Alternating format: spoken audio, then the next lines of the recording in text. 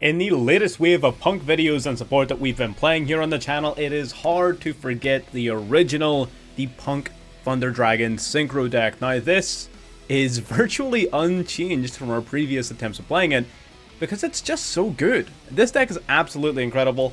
It is an absolute blast to play. It's not overly complicated. I know a lot of the newer sort of bestial Punk decks are employing a few additional sort of strategies that might sort of make them a touch more complicated.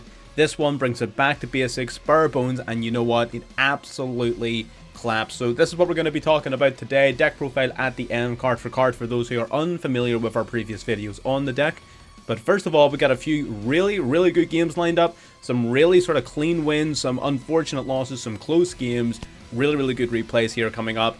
If you're interested in anything like this, as well as anything else that we do in the future, including our live streams, at the time of recording, I'll be going live in just a couple of hours, which will have already been well past by the time you're seeing this.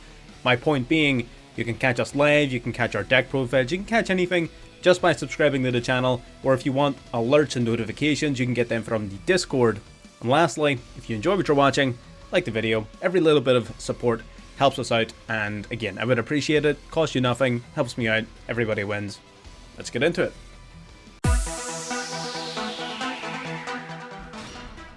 Alright, we've got game one going first here, opening up with Driver and Gamma, because of course we are.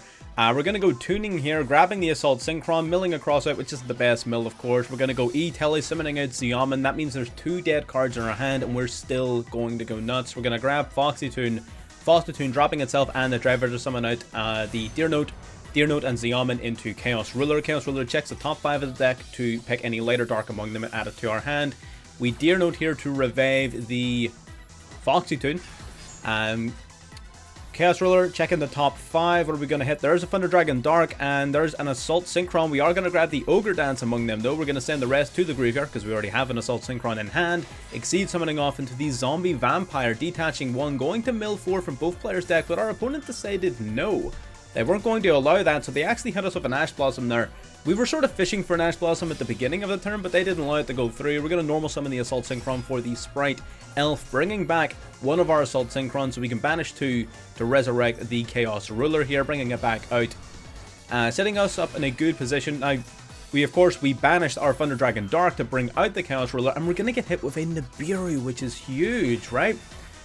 Nibiru is gaining a lot of popularity and is only going to get more popular as time goes on, and Tearlaments and Sprite, again, of course, dominating the meta, can be hit with this card. We're going to go Chaos Ruler here, bringing itself out after it is banished because of the Assault Synchron's effect, discarding our Hawk to bring back the Dark, tributing Dark to go in the Colossus. Absolutely, we weren't able to go absolutely hog wild on our first turn. This isn't an incredible board, but we were able to set up a few big monsters even through a Nibiru. So they're going to link off here into Sprite Elf. Sprite Elf, now the thing about Sprites is the Colossus really hurts this deck because that means they can't use their Jet and their Blue, which dramatically reduces the consistency of their strategy, like a lot, right? So they're going to go Elf, now they're going to go these 2 into Sprite Sprint here. They're going to activate Sprint, sending them Nimble Angler. Nimble Angler only has 1 beaver less to summon. Now they're going to use these 2 to go into Gigantic Sprite. Gigantic Sprite, of course, cannot be targeted thanks to the Sprite Elf. There is the Gamma Burst and Sprite Smashers. This guy just had everything. He was totally ready for our turn, taking out our Colossus, detaching material, going for Blue now that the Colossus is no longer in the field. Now Blue's going to grab Jet. Jet on summon is going to get hit with an Infinite Impermanence. We're going to stop the Jet from searching the deck for an additional card. His field is really big, and he was able to deal with our Colossus, so there you go. He's going to Exceed Summon now off into Melfi of the Forest. Melfi of the Forest detaching material, grabbing Melfi Caddy directly from the deck and adding it to the hand. Now they're going to go Battle Phase here, taking out the Chaos Ruler and taking out our Nibiru token. Now that means we have no monsters left, which opens up the door to our Psy-Frame Gamma. So we're going to have to see what our options are here. We grab an Ash Blossom. We go to activate Ogre Dance then detaching itself. They're going to go Sprite Elf. Upon that, we're going to use Psy-Frame Gear Gamma. Psy-Frame Gear Gamma, of course, destroying the Elf, removing Gigantic Sprite's targeting protection, as well as negating its revival effect. Now Ogre Dance does grab us the Yaman, and this is pretty funny here. They're going to go Caddy's effect. Caddy effect going to try and bounce itself back to hand to grab a penny to, you know, of course, Synchro Summon into something. We hit that with an Ash Blossom, which completely negates that. That means he has 0 interruptions on board and we have a Xiamen in hand, as well as materials for a level 8 Synchro on our board, and because of that, our opponent decides not to stick around. I don't blame him. We were going to absolutely crush them, and they knew it. They knew exactly what was coming, and they didn't want to stick around for it. Pretty good game. Again, playing through Nibiru is no mean feat. Again, I think our opponent maybe mistimed it a little bit. They probably could have hit us harder with that Nibiru, but they wanted to be safe. They made their play, tried their best, but unfortunately didn't make it out. Let's get into game 2.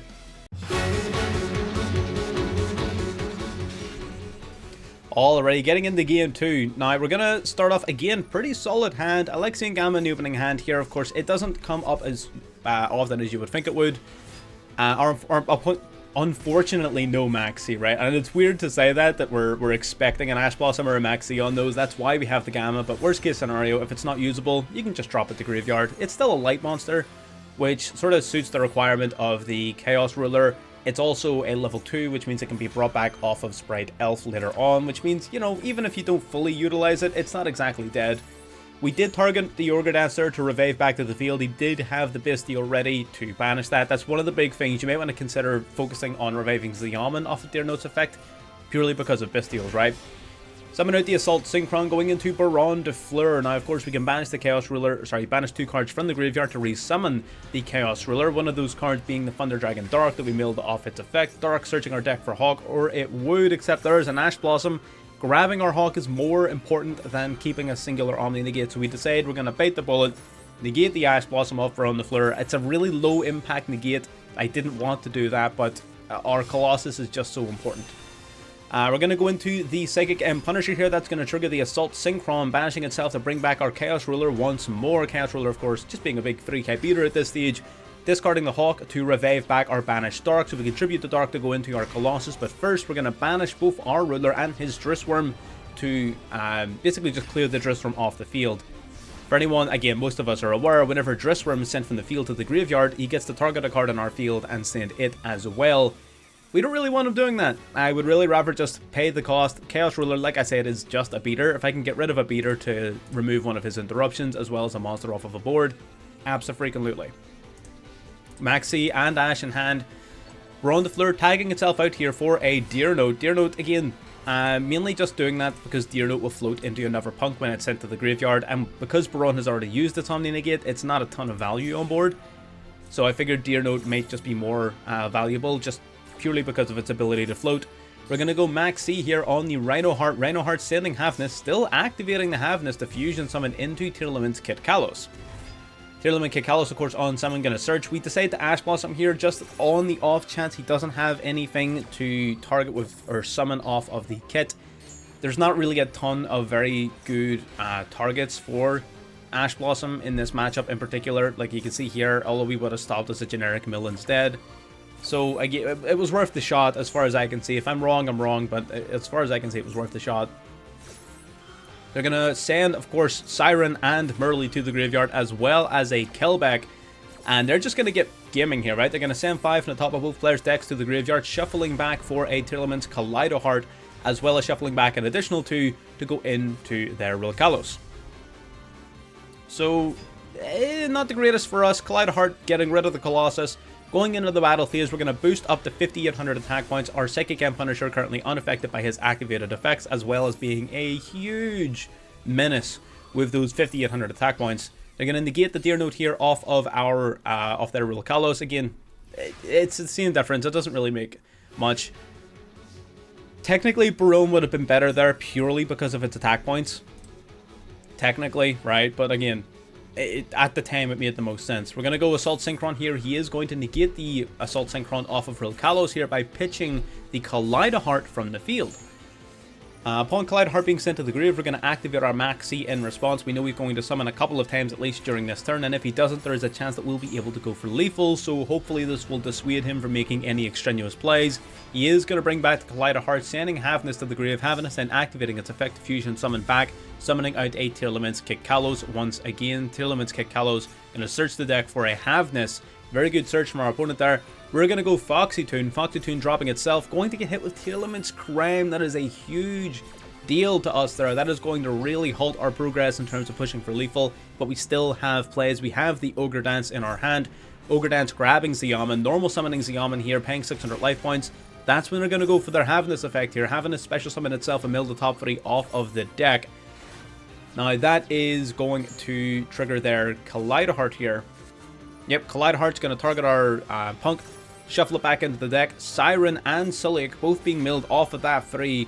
Lucky guy here, being able to search his deck for any Tailwind's monster, adding it to his hand. There's a Reinhardt for some follow-up, as well as Siren shuffling back 2 cards to conduct another fusion summon, this time into Garura. Again, we're just drawing cards. Every time he summons here, it's not the worst exchange in the world. We're going to go Gold Sark here, banishing the Thunder Dragon Roar. Thunder Dragon Roar's effect activating to summon another Thunder Dragon Roar. We're going to use Punisher here, banishing it and the Kaleidoheart to activate our Thunder Dragon Fusion, shuffling back 3 of our Thunder Dragons to bring out the Thunder Dragon Titan. Now, of course, our life points are significantly lower than our opponents, so we get to gain attack points up to 10,600. But that's still not enough game for lethal damage. So what we're going to do is, instead of pushing for loads of damage, we're going to take out the Rolkalos by battle with Titan, and we're going to take out the Kit Kalos by battle. That means at the very least that those cards are all in the graveyard. They're not coming back anytime soon, certainly not off their own effects, and our Psychic End Punisher is still unaffected. He is only unaffected so long as our life points are lower than our opponents. We're putting them in a position where they're just going to struggle to out the pep. They're going to go drag Stapelia here, which is not good for us. They're going to go Magnomid, banishing the Assault Synchron. Magnomid searching their deck during the end phase, linking off the Dark Charmer. Garura drawing a card. They're going to use Dark, grabbing the Ogre Dance from our graveyard. And this is what bugs me. There it is. Underworld Goddess of the Closed World. And you know what? That was heartbreaking. Yes, sure. We're going to activate Thunder Dragon Dark here to even just prompt him to use his Dragon Stapelia. We knew it was coming. It didn't matter. Now, the Titan is negated by the Goddess. And he just so happens to have Super Polymerization. He otherwise wouldn't have had an out. Otherwise, our Titan, would have been big enough, would have been resilient enough to carry us through until next turn, but he just happened to have Super Poly as well. He's just better at the game. What can I say? He's just better. He had the out in the game 3. Alrighty, into game 3 here. We're going second this time. We're going second, starting off with Foolish Burial, sending Tearlament Siren, yet another Tearlament player. Fusing back with the Havness in the hand to go into Kit Kalos.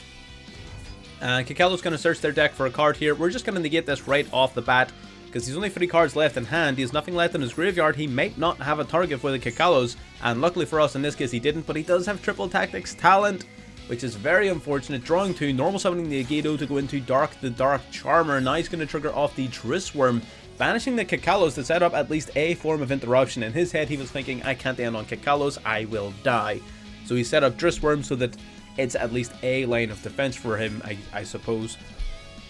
We're going to go Xiamen here off of our emergency teleport. We're going to go Crossout Designator, stopping the Ash Blossom. Crossout and Called By in hand is absolutely amazing. Plus any route of getting into your Xiamen, be it a normal summon, be it a special summon, whatever, is phenomenal. We're going to grab the Foxy Tune directly from the deck here. Foxy Tune activating its effect, dropping E-Telly. You know your hand is good when you're dropping E-Telly to the grave. Going into the Chaos Ruler here. Chaos Ruler checking the top 5. Dear Note reviving back the Xiamen. Again, Xiamen typically is the monster you want to target more so nowadays because it's an Earth attribute monster, meaning it cannot be banished off of a Bestial play. So we're going to check the top 5 of the deck here, see if we can't hit something useful. We're going to grab the Ogre Dance from among them, send the rest to the graveyard. Assault Synchron summoning itself out to the field.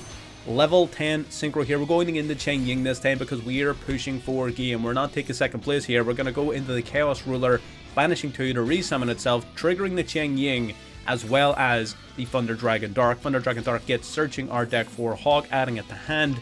Cheng Ying then banishing a card from our opponent's field and grave. There goes the Drissworm that they were reliant upon.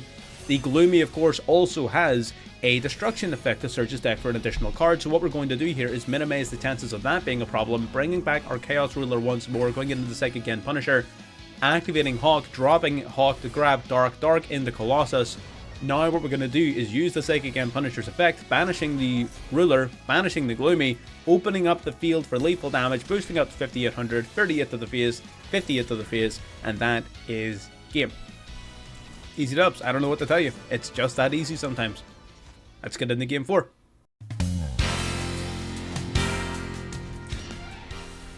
Alright, now this is not the greatest of hands, but Gold Shark as well as E-Telly are both 1-card starters. Now, Ash Blossom does hurt. Ash Blossom does definitely hurt our ability to extend here. It completely cuts off our P.U.N.K plays, and sometimes you just have hands like this. It's the cost of running cards like the Gamma package, which is very useful at stopping Max C. Gold Shark banishes the Thunder Dragon Dark. What we could technically have done, I guess, is we could have banished a Roar summon Dark, and then we could have like normal summoned an Ash Blossom to go into Chaos Ruler. Again, there was a couple of different plays we could have done there, but without our ability to... that would have taken up our normal summon anyways, so there wasn't really any good targets in our deck to even hit off of that. So we decided we're just going to keep it nice and easy, hopefully survive the turn, and then keep our sort of Chaos Ruler play in our back pocket for next turn. Again, being optimistic, you know, sometimes you just have to be optimistic. We're going to grab Roar here after he banishes our Dark. Spray Blue and the Spray Blue. He cannot search his deck, but he can use them to summon out the Gigantic Spread. Triple Tactics Talent, stealing our monster until the end phase. Going to go for Gigantic Sprite here. We Ash Blossom the Gigantic Sprite, and from here, I'm sure everyone can see where this one is going to go. This was more so a demonstration of, like, again, I'm not trying to sell this deck as being, like, omniscient and all-powerful, but, like, these were like 4 games back-to-back, right? I didn't cherry-pick games. They beat us. It is what it is. Like, I wasn't looking for games. I wasn't cherry-picking. These were literally just 4 games back-to-back, right? So I just wanted to show it off. I wanted to be consistent and honest. Sometimes you will open up bad hands. You're playing a deck filled with high-level monsters. Well, it's not filled with high-level monsters, but there's a few in there. You're playing a lot of hand traps, and you're going to have certain hands in situations where you just don't have a lot. And sometimes it's not going to be enough. In a meta filled with Sprite, filled with Tier, filled with all of these super powerful decks, on occasion, if you open badly, you're going to get overpowered. It's going to happen. Happens with any deck in the game. Let's get into the deck profile. Alrighty, now I know I talk at a million miles an hour while doing the gameplay, but that's because we're casting over live action. Let's slow her down here going into the deck profile. We're going to talk about the cards and why we're playing them. Let's start off with talking about our hand trap lineup, and we run quite an extensive hand trap lineup, to be fair. We run, so there's like a basic there's a basic Max C package that I run in virtually any deck, literally any deck that can run it. We run 3 copies of Max C, 3 copies of Ash Blossom, 2 copies of Call by the Grave, 1 copy of Cross-Eyed Designator. I feel like as so long as Max C is legal in the format, you have to run that. It just feels as though you can't allow Max C to resolve. You absolutely must limit it as much as you possibly can. And Max C itself being that powerful of a card, you feel like you can't not have it in your deck, right? Even if you're even against the slowest of control decks, even control decks want to special summon once or twice per turn, right? Even drawing 1 or 2 cards is still really good, especially considering there is no cost, there's no restrictions, there's no nothing. This card is simply broken. So playing this at 3 as well as playing an anti-Max C package in virtually it's almost mandatory. It is, I'm sorry, it just is. Paling on top of that, we are of course running 2 copies of Cyframe Gamma as well as Driver, so that's sort of twofold. Number 1, of course, it is anti-Max C. You run a lot of cards in this deck that are like Max C bait or Ash bait that you can use before you even put a monster on board. So that's the likes of your Emergency Teleport, your Tuning, Ogre Dance, your Foxy Tune, your Gold Shark will set up a Roar. Roar then will then activate before anything even touches your board. So there's a lot of ways for you to pressure your opponent into using either a Max C or an Ash Blossom before you even put a monster on board. So Gamma is really, really good in this deck for that exact reason. It protects the resolution of a lot of your most important cards, so long as you're managing your field presence correctly. Also, setting up the ability to go into a level 8 Synchro with a 2 and a 6 right away is amazing, because that means even in certain bad hands, if you're not able to go into P.U.N.K, it means you can still go into the Chaos Ruler, or if you can go into the P.U.N.K engine, it just means you can do the Axel Synchro on top of everything else, which is just gravy at that stage. And lastly then, we have triple Imperm. I run triple Imperm. You don't have to run the Imperm if you want. I know that puts us up to 42 cards. Some people are allergic to playing more than 40 cards. So if you really wanted to play 40, you could drop some Imperm, I guess. Or maybe do something like this if you wanted to. I don't see a problem with 42. 42 is almost sort of like my lucky number when it comes to building decks. So yeah, we're playing the triple Imperm. Absolutely really powerful against Sprite and Tearlaments in particular. Tearlaments and Sprite representing 34% of Top Cut finishes at the minute. So you definitely want to be ready for those matchups. Especially considering how Ash Blossom doesn't really do much against them. Alrighty, getting into the rest of the deck then. We're going to talk about it in packages because a lot of people find that a little bit easier to digest. So we're going to start with the P.U.N.K package, first of all. We're running 3 copies of Xiamen, running 3 copies of Foxy Toon, 3 copies of Ogre Dance, a single copy of Sharkusai, 2 copies of Emergency Teleport. That is your P.U.N.K package. How does the P.U.N.K package works? It all works around Xiamen. You want to have a Xiamen on your field. By the end of your P.U.N.K package, basically what it does is you will have Xiamen, and you'll have, sorry, I didn't mention, our 1 copy of No P.U.N.K Deer Note. By the end of your P.U.N.K combo, you will have Xiamen and Deer Note on your board, ready to go into the Chaos Ruler. That's what the P.U.N.K engine does. It sets up a perfect Chaos Ruler. How does it do that? Well, there's a couple of different ways. The first and foremost is just by outright summoning Xiamen. You will either you can normal summon it, of course, just by opening it up. Ogre Dance can discard itself to add another copy of this from your deck to your hand, so it'll search your Xiamen. Emergency Teleport will special summon it straight from your deck as well, so there's 8 cards there right away that just give you the regular Xiamen play. You summon your Xiamen. Xiamen then will pay 600 life points to search your deck for Foxy Toon. Foxy Toon will then discard itself as well as another card in your hand to summon Deer Note directly from the deck. Right, so that's how that works. Now, what happens if you don't have a way to put Xiamen on board, but you do have Foxy Toon? Well, you do the combo slightly differently then. Foxy Toon then, you activate this, discard itself and another card. You will instead summon Xiamen directly from the deck. You'll activate Xiamen's effect to pay 600, and what you'll do is you'll search your deck for Sharkusai.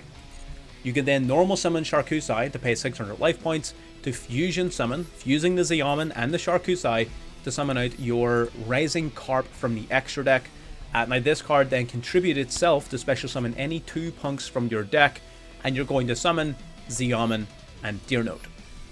So that is how Foxy Toon sets that up. So what you're looking at is 1, 2, 3, 4, 5, 6, 7, 8, 9, 10, 11 1-card starters. 11 1-card combos to set up your Chaos Ruler play, and that sets up basically everything else. There's 11 1-card combos right there. The Thunder Dragons. So you've got in our main deck 3 copies of Thunder Dragon Dark, a single Thunder Dragon Hawk, double Thunder Dragon Roar, Gold Sark, which is a part of this package, Gold Sarcophagus, as well as Thunder Dragon Fusion. So all of the Thunder Dragons basically have one main effect we're using them for. Thunder Dragon Dark, and all of them have 2 effects, one in which you discard them to activate, and one that activates when they're either banished or sent from field to grave. Thunder Dragon Dark, when discarded, you can discard him to add another copy of itself from deck to hand, or when he's sent from the field to graveyard or banished, you can search your deck for any Thunder Dragon card. So typically you're going to use this to search your deck for Thunder Dragon Hawk, which can discard itself to special summon a Thunder Dragon monster that is banished or in your graveyard. So that's how you're going to set up your Colossus play. You've also got Thunder Dragon Roar, which can discard itself to add back from your graveyard or banish pile to your hand any Thunder Dragon card, or when this card is banished or sent from field to grave, you can special summon a Thunder Dragon from your deck in defense, but it's returned to your hand at the end of the turn. Gold Sark will basically let you banish any card directly from your deck, which gives you instant access to your Roar or your Thunder Dragon Dark's effects, letting you special summon out a monster like Thunder Dragon Dark. Or if you want to skip the nonsense, you can just banish a Thunder Dragon Dark right away to search your deck for Hawk, making Gold Sark one of the better 1-card starters in the deck as well. And Thunder Dragon Fusion is more of a fallback card. You can shuffle back 3 Thunder Dragon monsters from your graveyard or banish pile to fusion summon out your Thunder Dragon Titan, a 3200 attack point indestructible monster.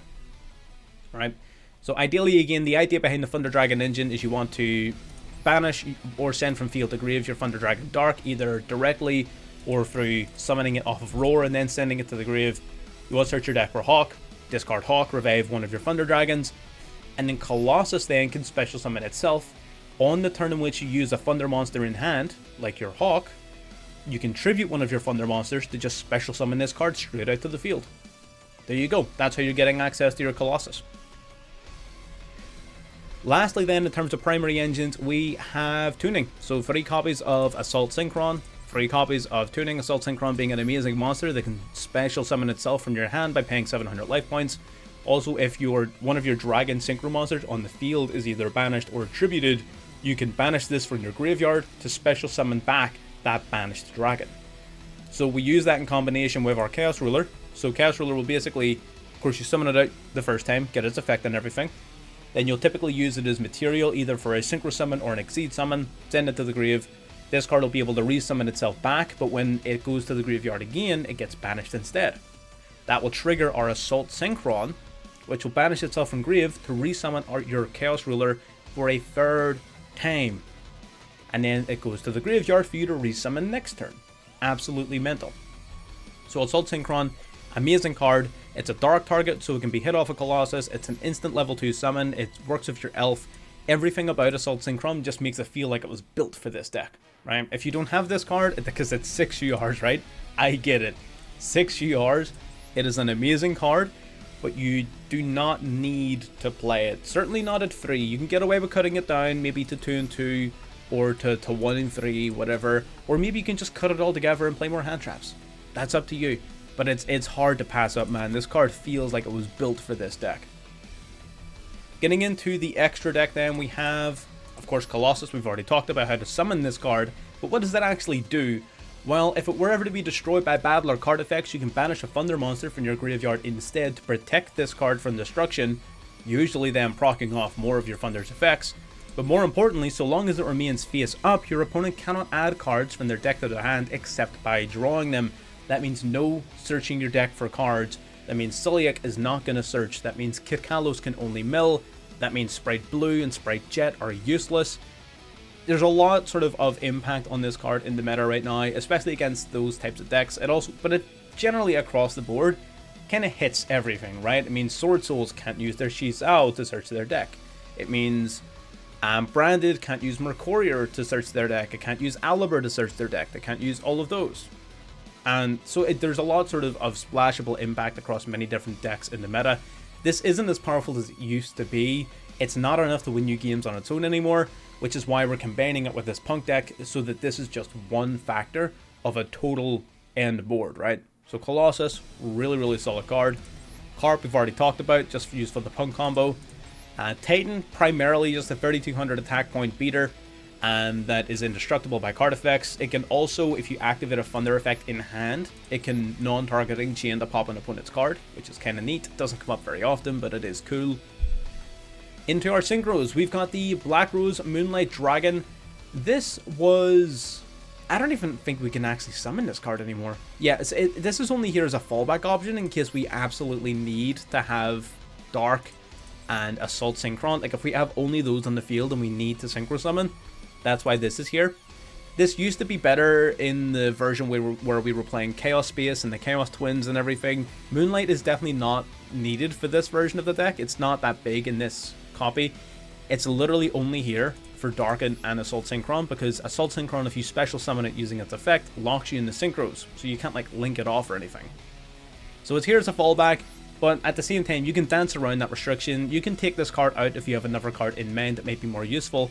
One that crosses my mind an awful lot is number 38, the Hope Harbinger Dragon.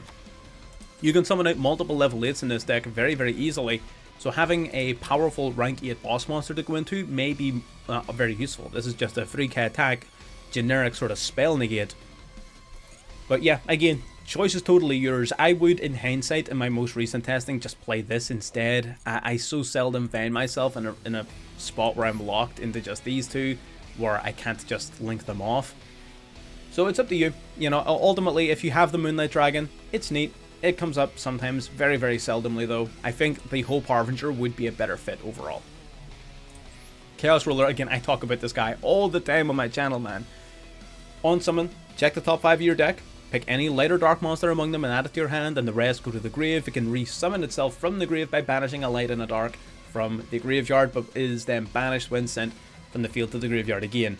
This card is absolutely oppressive, especially in combination with the Assault Synchron. It's just, you can set up so many huge boss monsters with this at your disposal. This card is absolutely mental. Axel Synchro Stardust Dragon. Another possibility, if you really wanted to, you could not play Harbinger and play the OG Stardust and have a little bit of fun with this guy. If you wanted to, of course. I think Harbinger's better. But either way, Axel Synchro Stardust Dragon on summon, you'll bring back a level 2 or lower tuner from your graveyard, like a Gamma, like your Assault Synchron, and the rest of its effect is sort of meaningless if you're not playing the OG Stardust, but it's mainly here just as a level 8 you can summon, as well as bring back one of your level 2s. I would primarily use this in situations where I can put out multiple level 8s, which isn't very often. It's almost exclusively when you can go into the Gamma line. If you can like resolve Gamma, it makes this a lot more powerful, because you can bring back one of your level 2s again and either go straight into a level 10 Synchro and turn your Gamma into a 1-card Baron instead of like something else. But at the same time, you can also use it for bringing back a level 2 and then either going into a Sprite Elf or going into your Hope Harbinger alongside another level 8. That's another really big use of this card in particular, because not only is it a level 8, so you can use it for that purpose, it also brings back a tuner before it goes, so it's just extra value. Love this card. Baron, generic, once per turn, Omni Negate, Ignition effect, once per turn, pop a card as well. It's just sort of generic level 10 boss monster. Same with Cheng Ying, generic level 10 boss monster. I've talked about this guy effect so much, I'm not going to go over it again, but we all know what these cards do. These cards are amazingly powerful bosses, and they will win you games. The Psychic and Punisher. This is the boss monster of the deck, I guess. Next to Colossus, I would definitely say so. If your life points are less than your opponent's, he's unaffected by your opponent's activated effects. Once per turn, you can pay 1,000 life points to banish a monster you control, as well as a card your opponent controls. And at the beginning of the battle phase, he gains attack points equal to the difference between your life points and your opponent's life points. He can be an absolute menace. Many people main deck cards like Underworld Goddess of the Closed World only to deal with this card. Like, this guy is defining where people need to have an out to him, right? But that means that people normally have an out to him, right? So trying to summon him right off the bat usually isn't very smart. I would normally hold off on this guy until I'm either pressured into summoning it, or I've got an opportunity to go for game, or just in a simplified game state, this card can be an absolute bruiser. But right off the bat, again, like I said, a lot of people are playing Goddess, a lot of people are playing very specific cards that can out this, so usually you want to eat up your opponent's resources, crush them down, so that if once you do summon it, they're so devoid of resources that they can't go into these extraneous outs that they have planned. They just don't have the resources for it, right? That's just generally how I play it. That's not necessarily the correct way of playing it. There is no correct way to play it. But I feel like cards like this are significantly more powerful in that simplified game state. And our Exceed package. So the only Exceed that I was playing was the Zombie Vampire. You can use this card's effect, detach a material. You mill 4 cards from the top of either player's deck, and you summon any monster among those 8 cards. So it is very useful, especially considering the amount of cards you have that want to be in the graveyard. It's definitely not mandatory though. There's a lot of situations in which this card actually backfires against you. So I don't know. I'm a gambling man though. I just cannot forego the rush of getting something useful off of this card. I just don't know what it is. I love this card. More so, like, I consider it to be better than it is, right? I'm realistic. I know that this card probably isn't one you want to play. In a pinch, it's useful if you have absolutely 0 plays. Absolutely roll the dice on this card. Mill the 8 cards. Go for it. I do it more than I should because I just want to see what I mill. I just want to play cards. The more cards I have, the better, right? So you can play it like an idiot like me, or you can keep it for smart spots where you don't have another play, and this card can possibly just get you that perfect out, the perfect card for that situation. Other than that, like I said, I would recommend playing number 38, the Hope Harbinger, just a generic sort of spell negate. Any generic rank 8 does it in this spot. Let's bring up our rank 8s. I don't think you need more than 1 generic rank 8, but I think 1 will do. Yeah, if you want to play the Galaxy Eyes Photon Lord is a really good one as well. Dingirsu is a pretty decent one, if you want to play that. Those are the ones that spring to mind. If you're a mad lad, you can go like the Tachyon Dragon, I guess. But no, primarily just Hope Harbinger, Galaxy Eyes Photon Lord, or Dingirsu. The Hope Harbinger, though, is just my favorite among them, because it also has that battle redirection. So that's just me. But Photon Lord's also really, really solid. Then our link package. So the link package is sort of specially created for this. We of course have Masquerena and Mechanic Crusadia Avramax just for generic link destruction, beatdown. It's not for everybody, but I do like having versatility where maybe I'm not able to put specific levels on board, or maybe I am lacking in resources. This is just a good generic play that forces your opponent to yet again dedicate an extreme amount of resources to outing a specific card. We've got Cross Sheep, so that basically you can summon your Colossus underneath this card, and you can use this effect to resurrect back any of your level 4 lower monsters, so it's an easy way to get one of your tuners back in the field, which is a very useful aspect of the card, of course. It is also a Link 2, which means in a pinch, even if you don't have access to any of your level 2s, you can go into Sprite Elf, right? Cross Sheep then fits that little purpose, being able to bring out your Sprite Elf, which is amazing, more so in this deck than most, just because of that targeting protection, man. Colossus is a beast, Baron is a beast, Qing Ying is a beast, but you want to protect those guys from targeting, and suddenly they're absolute monsters, man. So that's just, again, why we do play Elf and why we do try to bring it out quite a bit, is if you can back these guys up with targeting protection, it means your opponent has to jump through hoops before they can even hope to deal with your boss monsters. But that's the list. Again, that's the full thing. I know I was sort of rambling on there for a bit, but I want to give a very good breakdown so that everyone knows exactly why we're playing this, why we're playing it. This is sort of one of my go-to decks just for having fun. I'm probably going to be playing this on stream, to be honest, because I do have a bit of a taste for it right now, so we're probably going to see this deck again in the future, even if it is just highlights and things. Do stay tuned for that. And yeah, if you enjoyed, if you got this far, like the video. Obviously you enjoyed something if you stuck around, so do like the video, subscribe if you're new, and I'll see you next time. Bye bye.